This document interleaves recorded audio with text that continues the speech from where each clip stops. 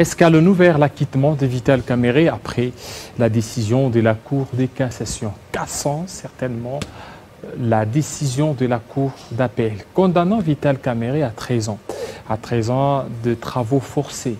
Et nous allons en parler avec Madame Arlette Odia. Bienvenue, Madame. Merci. Voilà, Vital Kamerhe, cette fois-ci, c'est bon. Oui, on peut dire que c'est une célébration. Ça a été un combat très difficile. À ce jour, c'est la Cour de cassation qui a annulé carrément la décision de condamnation, aussi bien celle de Vital Kamerhe, de Sami Jamal et de Jeannot Bouima. Ça nous réjouit parce que ce sont des choses qui ont été ainsi demandées. Pourquoi nous l'avions ainsi demandé? C'est parce que les questions comme celle-là ne devraient pas forcément se régler en justice. Il y avait un problème, celui de l'utilisation des fonds destinés au projet 100 jours dans le volet maisons préfabriquées. À un certain moment, le gouvernement, à travers une réunion de conseil de ministres, a constaté que les travaux n'étaient pas exécutés comme il se devait. Mais il lui fallut que des enquêtes sérieuses soient menées à ce niveau-là pour savoir de quoi il s'agissait exactement. Il est possible, lorsque les fonds ont été décaissés et que les travaux ne sont pas suffisamment exécutés, que les gens se posent des questions. Mais à ces questions-là, puisqu'il faut y répondre, mais répondre de la bonne manière, pas seulement faire recours à la justice, parce que pour nous, nous avions tout simplement estimé qu'il s'agissait d'un problème politique, d'un problème administratif, mais aucunement un problème à régler en justice et surtout pas devant le juge pénal. Maintenant, cette fois-ci, les gens se posent des questions. En 2020, pendant la période de Covid-19, on assistait vraiment à un procès du siècle. Mais tout ce temps ici, il y a eu trop de brouhaha, mais les résultats, aujourd'hui, Vital Kamerhe, il y a ce renvoi qui peut-être probablement ça pourra infirmer. Vital Kamerhe se requitte. Vous ne voyez pas que, d'abord, Vital Kamerhe a été touché moralement, physiquement, et aussi même sa réputation est entachée. Pourquoi organiser tant d'histoires pour humilier il faut dire que le droit obéit à une logique. Oui. Et lorsque cette logique n'est pas respectée, vous verrez que jusqu'à la fin, on sera buté face à un mur. Et c'est ce qui s'est fait remarquer à ce jour. Si les revendications des Congolais avaient été répondues de la bonne manière, on n'en serait pas à ce point. Et la bonne manière, comme je venais de le dire, c'est qu'il devait y avoir des enquêtes, il devait y avoir des commissions mixtes au sein desquelles on pouvait retrouver et les envoyés du gouvernement et les envoyés de l'administration publique dans les secteurs concernés et les délégués des sociétés à qui les travaux étaient confiés. Mais c'est ce qui n'a pas été fait. Nous n'avons jamais compris à quel niveau l'option d'amener les prévenus ou les personnes qui avaient été chargées des travaux, à quel niveau il a été décidé de leur condamnation ou de les présenter devant les juges pénals. Oui, avant que vous ne continuiez, parce qu'on voit beaucoup plus de l'effervescence dans les camps des caméristes. Oui. Est-ce que le fait de renvoyer au juge d'appel, est-ce que c'est vraiment un acquittement? On doit s'attendre à un acquittement? Ce n'est pas totalement un acquittement, mais ça donne de raisons. Ça donne de raisons de croire ou d'attendre l'acquittement. Parce que comme je venais de le dire, les motifs qui aujourd'hui ont été déclarés recevables et fondés par la Cour de cassation sont les mêmes qui avaient été présentés devant les cours inférieures, notamment la Cour d'appel de Kinshasa-Gombe. Il se fera que les mêmes motifs contre l'accusation qui avaient autrefois été rejetés par la Cour d'appel seront cette fois-ci acceptés. À partir de ce moment-là, on étendra à autre chose que l'acquittement. Mais il ne faut pas faire croire aux gens que dans l'acquittement, l'État perd. Ça, c'est tout à fait faux. Mais la tristesse ou la déception de nombreux des Congolais résulte en ce qu'il leur a été dit qu'il y avait eu vol et détournement. Mais les mêmes personnes qui avaient parlé de vol et de détournement ne se sont pas donné le devoir d'expliquer clairement en quoi avait consisté le détournement. C'est ça la difficulté.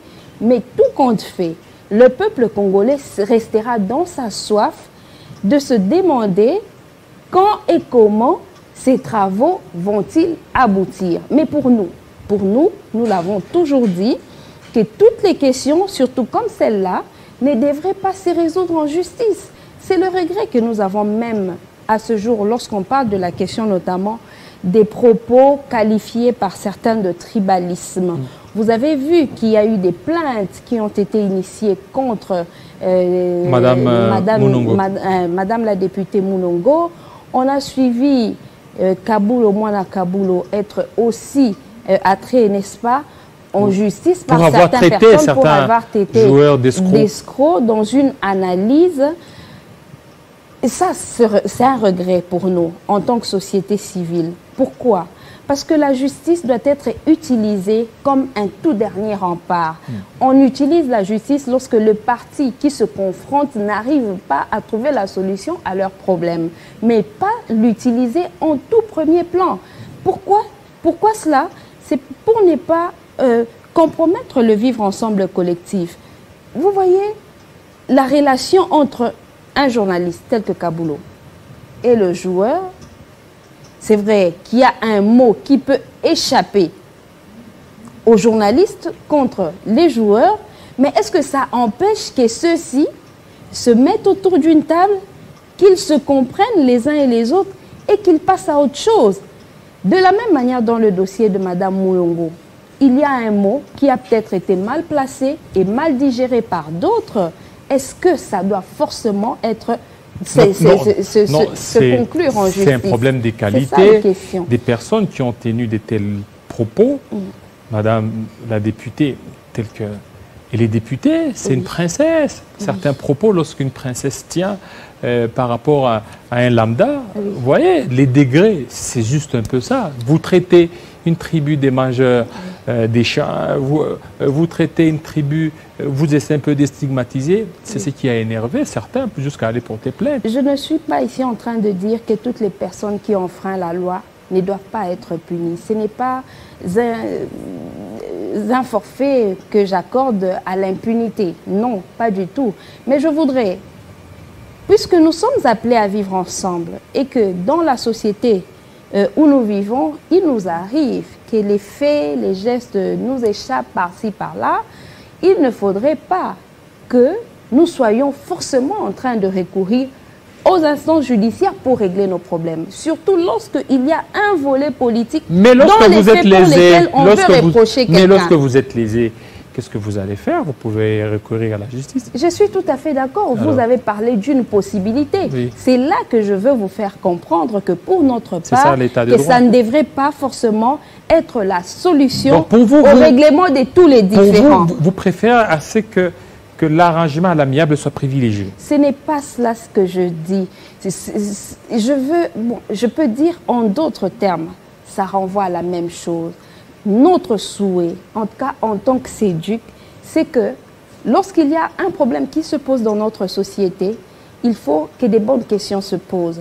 Est-ce que les solutions à apporter doivent être forcément judiciaires ou elles peuvent être sociétales, politiques, administratives et j'en passe? Parce que quand on doit chaque fois recourir au judiciaire, voyez un peu comment ça embête les magistrats. Quelquefois, les magistrats, ils sont bien disposés à rendre la justice comme il se doit. Mais ils sont empêchés peut-être par d'autres pesanteurs. Revenons au dossier Caméré, parce qu'aujourd'hui, la demande de sa liberté provisoire va toujours continuer à produire ses effets, ou il doit certainement revenir. Comment ça va se faire? Il va continuer toujours à être en liberté provisoire? Mais bien sûr, en ce moment où il lui a déjà été accordé la liberté provisoire, il va en jouir jusqu'à la fin de son procès, à moins qu'à un certain moment, le juge estime qu'il n'a pas respecté les conditions qui lui ont été fixées, mais étant un homme politique, bon, certainement qu'il va respecter toutes ces conditions. À partir de ce moment, il n'y a pas de raison qu'il soit remis en détention. Et c'est peut-être le cas aussi pour Samy Jamal, qui pour sa part continue à être en détention. Certainement que les autorités, aussi bien judiciaires que politiques, trouveront un mécanisme pour lui accorder la liberté. Avec ce probable acquittement, est-ce qu'il y a lieu de dire encore qu'il était détenu politique? Ah, ça, c'est discutable. Hein? C'est discutable. Mais quand un homme politique de cette envergure va jusqu'à être arrêté, condamné, finalement acquitté, il y a des raisons pour certains compatriotes de considérer qu'il s'agissait d'un procès politique ou d'un détenu politique. Mais pour nous, ce débat est tout à fait révolu. En ce moment, il faut voir dans quelle bonne direction nous devons nous diriger. Et pour nous, la bonne direction, c'est que les procès en appel se passent dans les meilleures conditions, que le droit à un procès équitable soit garanti à chacun de prévenu et que s'il y a lieu d'acquitter le prévenu, qu'il soit tout simplement acquitté et déchargé totalement. Et parce que je vous ai reçu l'État continue à chercher les voies et moyens comment répondre au peuple congolais quant à la destination des fonds dans ce projet. Je vous ai reçu plus d'une fois ici, vous avez parlé que c'était un procès politique. Le procès Caméré. Oui, je vous ai tout simplement dit ici que ce débat est révolu. Vous voyez, le débat évolue avec les circonstances telles qu'elles se présentent. En ce moment où, déjà, Vital Kamerhe est bénéficiaire d'une liberté provisoire, en ce moment où la décision a été cassée avec renvoi pour permettre à une autre cour ou à la même cour autrement constituée de connaître de l'affaire, en ce moment où Samy Jamal est aussi sur le point d'être libéré, doit-on encore revenir sur le fait qu'il s'agissait d'un procès politique ou non? Pour nous, cette question est mineure. La question la plus essentielle en ce moment, c'est que les droits, là où il a été mal dit, qu'ils soient corrigés, mais en même temps que les autorités du pays sachent répondre aux citoyens congolais de comment le lendemain de ce projet, parce que c'est quand même des fonds qui ont été déboursés pour que des maisons préfabriquées soient construites, des sauts de moutons soient érigés, que des hôpitaux, des écoles soient construits, et quand le peuple ne les voit pas, c'est de la responsabilité de l'État de répondre à ces questions-là. Dès la présidence à la prison, dès la prison à la primature, probable? Bon, ça, ce sont des questions qui sont purement politiques. Ici, j'interviens d'abord comme conseil qui a participé au procès, ensuite comme membre de la société civile. Il y a des questions et aussi, qui ne sont comme aussi politique propres. aussi. Comme oui, aussi politique. Ces questions-là, elles ne sont vraiment propres qu'aux politiques, mais c'est une rumeur. Est-ce qu'on doit vraiment sérieusement réfléchir sur ces rumeurs-là?